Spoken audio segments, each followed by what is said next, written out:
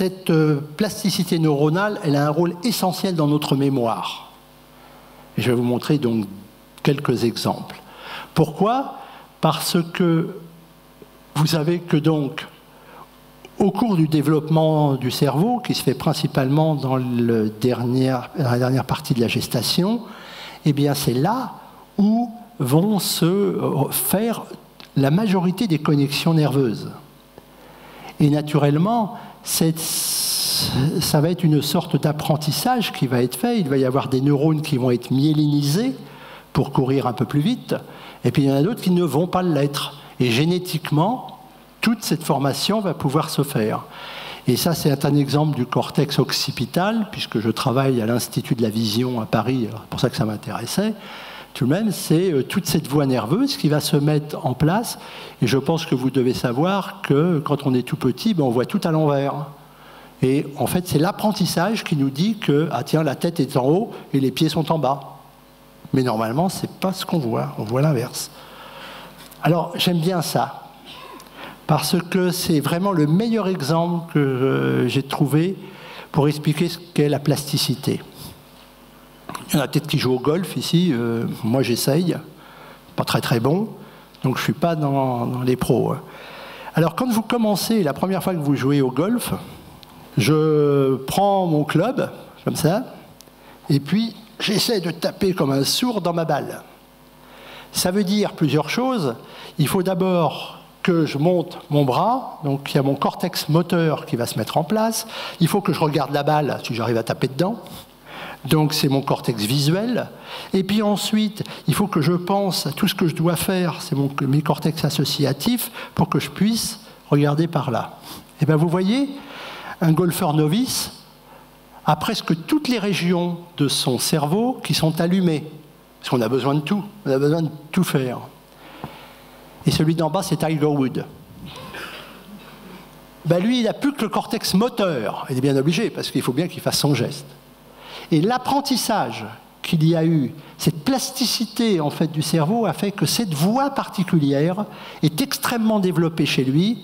Il n'a presque plus besoin même de penser à toutes les autres voies nerveuses qui sont autour.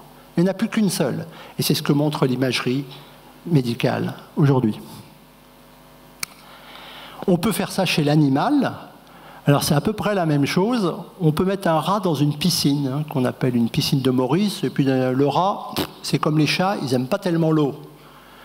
Alors, quand vous mettez un rat là, la première chose qu'il va faire, il veut rechercher une plateforme pour éviter d'être dans l'eau. Alors, s'il est très bon, vous voyez, il a un apprentissage. Au début, il ne sait pas où est la plateforme, alors il va un peu n'importe où. Et après, cet apprentissage, donc, où on met en évidence un circuit bien particulier cérébral, l'animal peut y aller très rapidement.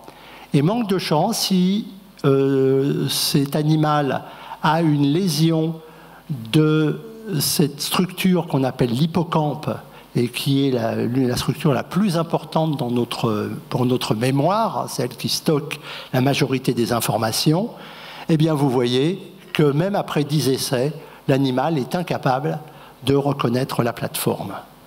Et par conséquent, cette expérience vous permet donc de montrer comment se fait à nouveau cette plasticité et son lien avec l'apprentissage et la mémoire. Et avant-dernier exemple, c'est la lésion. Il y a des accidents qui arrivent dans notre vie. Vous pouvez avoir un accident, par exemple de la moelle, etc., une rupture. Eh bien, vous voyez que même si on n'arrive pas à récupérer entièrement, et après un AVC, c'est exactement la même chose, eh bien, il y a des neurones qui arrivent à se mettre, après une lésion, à se reformer pour essayer de reconstituer la lésion qui a manqué. Et donc, il y a une réorganisation des neurones restants. Ce n'est pas obligatoirement la même que originellement, mais en tout cas, ça permet au moins de restituer, pour certains, un certain nombre de fonctions. Et donc, naturellement, tout ça modifie l'activité de notre transmission nerveuse et des synapses. Alors, un autre exemple où on a une mémoire qui reste inscrite dans notre cerveau, Elle est aussi faite chez un animal. Ici, les rats, les petits rats ont des petits poils, là, des vibrisses. Alors il suffit, et chaque vibrise envoie une image, une cartographie dans une région bien particulière du cerveau que l'on a de ce côté-là. Eh bien, si on enlève une ou deux vibrisses, eh bien, on voit que la répartition va se faire d'une manière différente, puisqu'il n'y a plus les 5 strates qu'il y a, il n'y en a plus que 4. Mais néanmoins, il va y avoir une réorganisation du système pour que le système sensoriel de l'animal continue à marcher correctement. Et donc, c'est ce qui se passe ici. Vous voyez, quand on supprime une vibrise, eh bien, le système arrive à se remettre correctement. Alors, le dernier exemple, c'est chez l'homme. Une expérience avait été réalisée où, chez des personnes voyantes, on a bandé les yeux pendant 5 jours. On avait fait ça jadis sur des chats qui venaient de naître. Eh bien, il suffit d'avoir les yeux bandés, que le système visuel ne se mette pas en place. Eh bien, dès que l'animal a 15 jours, 3 semaines, toutes les connexions nerveuses de ce système visuel ont disparu. Et bien là, donc, les personnes sont voyantes, on leur bande les yeux pendant 5 jours. Et bien, vous voyez, ce qui se passe, c'est que dès le 2e jour, c'est le toucher et l'ouïe qui remplace votre système visuel. C'est même très intéressant, c'est pourtant pas du tout les mêmes choses. Et tout arrive à fonctionner. On arrive à réadapter notre système grâce à cette plasticité, et en particulier la plasticité du cortex. Alors, après cette première partie qui était là, je vais vous parler de ceux-là, qui sont tout de même très, très intéressants. Le signal chimique.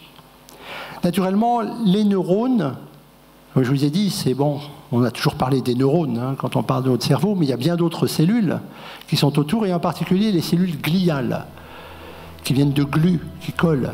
Et en fait, ce sont les mamans qui donnent à manger en fait, aux neurones, en particulier avec tout le glucose qu'il peut y avoir, puisque je vous rappelle que 20% de notre consommation de glucose se fait par le cerveau.